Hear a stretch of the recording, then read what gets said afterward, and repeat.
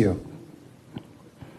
Monsieur le Président de la République, je voudrais d'abord vous féliciter pour ce cadre de dialogue que vous offrez à la classe politique. La démocratie, on dit, c'est deux marqueurs, c'est le consensus et l'intérêt général. On ne peut pas parler de démocratie s'il n'y a pas de consensus. Il n'y a pas de consensus sans dialogue.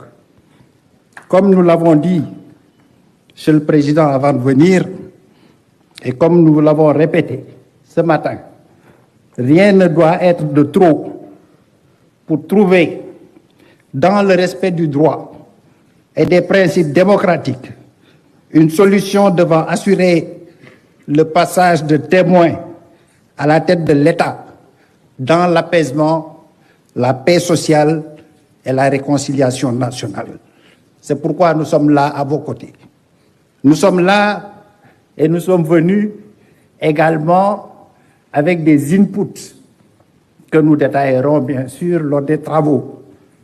Notre coalition, la coalition John 2024, réitère son souhait qu'il n'y ait pas d'interruption du processus électoral, par respect du principe des droits acquis. Que faire, Monsieur le Président, des candidats qui sont aujourd'hui validés par le Conseil constitutionnel? Je pense qu'il est important que ceux qui sont validés puissent continuer dans le processus tel qu'en tout cas il est souhaité.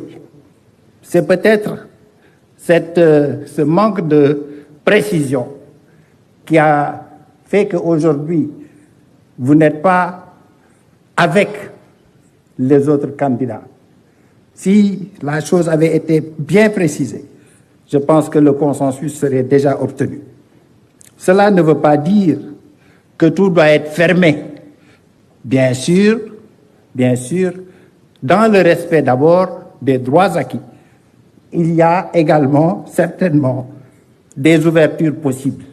Et c'est le dialogue qui devra assister le chef de l'État sur les propositions à bâtir et à soumettre au Conseil constitutionnel. S'il y a reprise du processus, il y a forcément, de manière inéluctable, rupture du principe juridique des droits acquis qui établit la sécurité juridique et la non-rétroactivité des actes administratifs.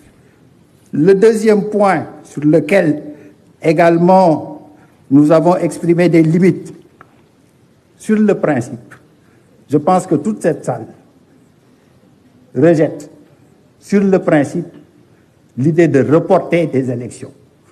Mais en pratique, comme dit Wolof,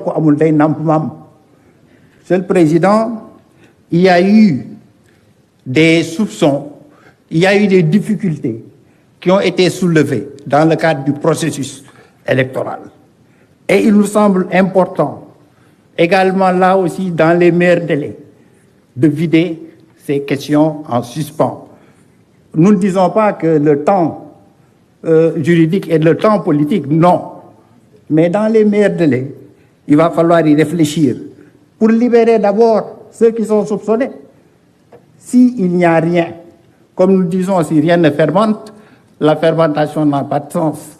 S'il n'y a rien, qu'on le dise. S'il y a problème, le droit sera dit. Mais ce flou constitutionnel pose problème. Enfin, Monsieur le Président, vous l'avez dit, la fixation des dates d'élection ressort du réglementaire. Et dans le cas d'espèce, seul le Président de la République peut fixer cette date par décret, la date de l'élection. Le Conseil constitutionnel l'a d'ailleurs rappelé pour lui demander de fixer ces dates dans les meilleurs délais. Le dialogue trouve toute sa pertinence pour justement assister les autorités compétentes, le chef de l'État en particulier, dans la fixation de cette date. Et je pense que, à la sortie de cette réunion, vous avez déjà parler de l'hivernage comme deadline. Peut-être il y a d'autres deadlines. Peut-être il y a une réflexion à mener qui doit être dans la corbeille. Et c'est tout ça, et c'est pour tout ça que nous sommes aujourd'hui à vos côtés pour dialoguer, pour le Sénégal. Ce n'est pas un dialogue Macky Sall. Il s'agit d'un dialogue pour le Sénégal. Je vous remercie. Alors, Mohamed Boun Abdallah Dionne